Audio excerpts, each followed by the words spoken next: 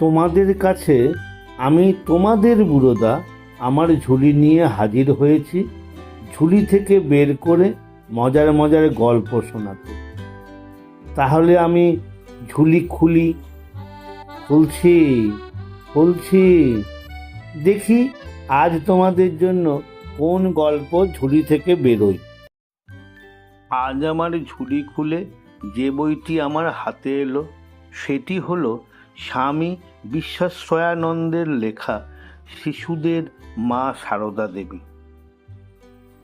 কলকাতায় বিভিন্ন স্থানে ঠাকুরের কলকাতার গৃহস্থ ও সন্ন্যাসী সন্তানগণ মায়ের এই চরম কষ্টের কথা টের পাননি। টের পাবার পর 1888 খ্রিস্টাব্দের মে মাসে তাঁকে কলকাতায় বলরামবাবুর বাড়িতে, পরে বেলুড়ে নীলাম্বরবাবুর বাগান বাড়িতে এনে রাখেন। গোলাপ মা ও যোগিন মা সঙ্গে থাকতেন। মা গঙ্গা স্নান ভালোবাসতেন, তাই এরপর মা যখনই কলকাতায় এসেছেন তখনই বাগবাজার অঞ্চলে বোসপাড়া লেন, বাগবাজার স্ট্রিট, গঙ্গার ওপারে ঘুষুরি প্রভৃতি স্থানে ভাড়া বাড়িতে তাঁকে রাখা হতো। 1893 খ্রিস্টাব্দে মা দ্বিতীয়বার নীলাম্বরবাবুর বাগান বাড়িতে যান। সেবারে সেখানে পঞ্চতপা ব্রত করেন।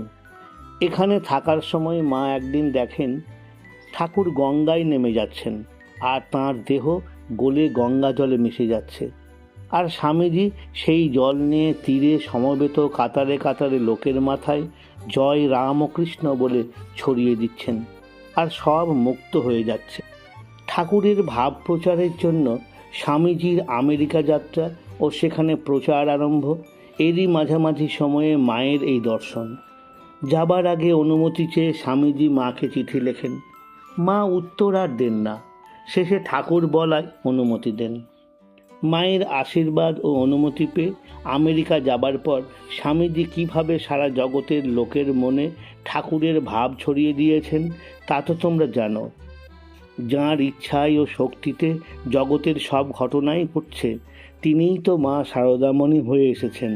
তাঁর ইচ্ছা ছাড়া, তাঁর শক্তি ছাড়া কোনো কাজ হবার নয়। স্বামীজি তাই ঠাকুরের ইঙ্গিত পাবার পরও মায়ের অনুমতি চেয়েছিলেন। মূর্তিমতী জগন্মাতা। এ সময় মাকে জগজ্জননী বলে অনেকেই চিনতে পেরেছে। মাও কোনো বাছবিচার না করে যে আসছে তাকেই কৃপা করছেন, অপার স্নেহে সবার হৃদয় ভরিয়ে জুড়িয়ে দিচ্ছেন। ভক্ত সংখ্যা বেড়েই চলেছে। মাকে ষোড়শী দেবী জ্ঞানে পুজো করে শ্রীরামকৃষ্ণ মায়ের এই জগজ্জননীর ভাবকে জাগিয়ে দিয়েছিলেন। দক্ষিণেশ্বরে থাকতেই তাঁর মাতৃস্নেহের এবং বৃন্দাবনে কৃপা বিতরণের ভাবের বিকাশ শুরু হয়।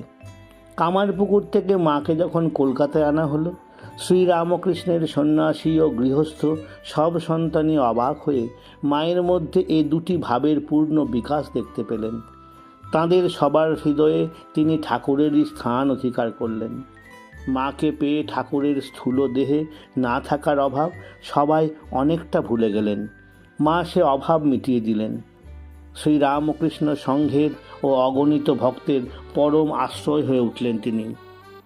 1888 খ্রিস্টাব্দ হতে শুরু করে 1908 পর্যন্ত মা যখনই দেশ থেকে কলকাতা এসেছেন তাঁকে ভাড়া বাড়িতে বা ভক্ত বাড়িতেই থাকতে হয়েছে। শেষে 1908 খ্রিস্টাব্দে স্বামী শারদানন্দ বাগবাজারে মায়ের কলকাতায় বাসের জন্য স্থায়ী আবাস নির্মাণ করেন। 1909 খ্রিস্টাব্দের 23শে মে শ্রী শ্রী মা এখানে প্রথম পদার্পণ করেন। এরপর যখনই কলকাতা এসেছেন এখানেই তিনি বাস করেছেন শেষ দিন পর্যন্ত। তার সেবক স্বামী শারদানন্দ, তাঁর শরৎ, বসে থাকতেন একতলায় প্রবেশদ্বারের পাশে একটি ঘরে। নিজেকে মায়ের বাড়ির দারোয়ান বলতেন।